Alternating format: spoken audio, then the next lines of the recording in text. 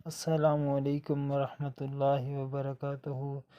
جیسا کہ آپ سب کو معلوم ہے کہ رمضان المبارک شروع ہو چکا ہے، اس لیے رمضان المبارک میں ایک کام کو تو آپ لازمی کریں، کیونکہ سامعین ذی وقار آپ بخوبی جانتے ہیں کہ رمضان المبارک بابرکت مہینہ ہے، عظمت والا مہینہ ہے، شان و شوکت والا مہینہ ہے۔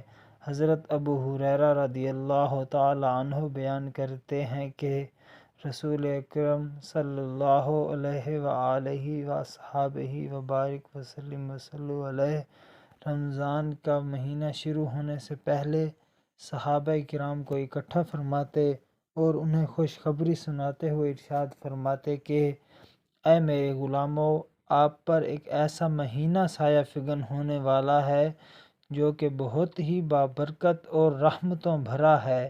اللہ کریم نے اس کے روزے تم پر فرض کیے ہیں، اور وہ مہینہ ہے کہ اس میں آسمان کے دروازے کھول دیے جاتے ہیں۔ ایک اور روایت میں یوں ہے کہ اس میں جنت کے دروازے کھول دیے جاتے ہیں اور جہنم کے دروازے بند کر دیے جاتے ہیں۔ سرکش شیاطین کو قید کر دیا جاتا ہے۔ اس مہینے میں ایک رات اللہ تبارک و تعالی نے ایسی بھی رکھی ہے جو کہ 1000 مہینوں سے افضل ہے، اور یاد رکھو اس رات کا نام لیلۃ القدر ہے۔ جو شخص اس ماہ مبارک کی بھلائی سے محروم ہوا تو وہ محروم ہی رہ جائے گا۔ تو سامعین ذی وقار، یہ بہت ہی بابرکت مہینہ ہے۔ رسول اکرم صلی اللہ علیہ وآلہ وسلم کا فرمان ہے کہ رجب اللہ تعالیٰ کا مہینہ ہے، شعبان میرا مہینہ ہے، اور رمضان جو ہے یہ میری گنہگار امت کی بخشش کا مہینہ ہے۔ سامعین، اتنا برکتوں والا مہینہ ہمیں ایک بار زندگی میں پھر نصیب ہو رہا ہے۔ کیا ہم نے اس کے لیے تیاری کر لی ہے؟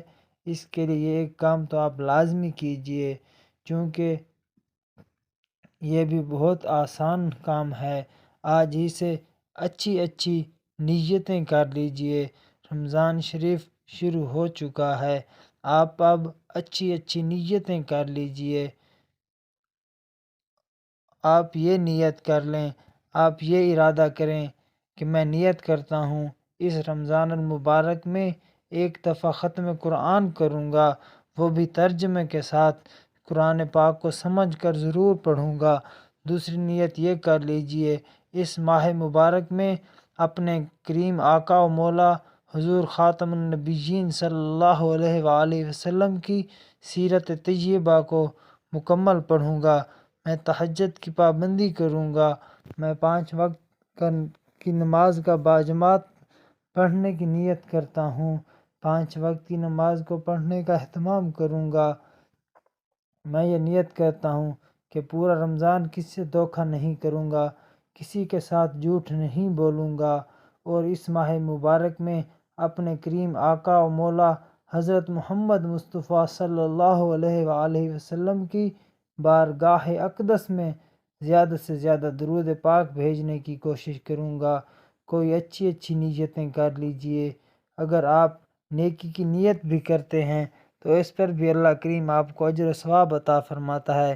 سامعین ذی وقار، اس ماہ مبارک کی قدر کریں۔ اللہ کریم ہمیں اس ماہ مبارک کا اس کی شان کے مطابق احترام کرنے کی توفیق عطا فرمائے۔ امید ہے بات سمجھ آ گئی ہوگی۔ اللہ کریم عمل کرنے کی توفیق عطا فرمائے۔ آمین آمین بجاہ نبی الامین صلی اللہ علیہ وآلہ وسلم۔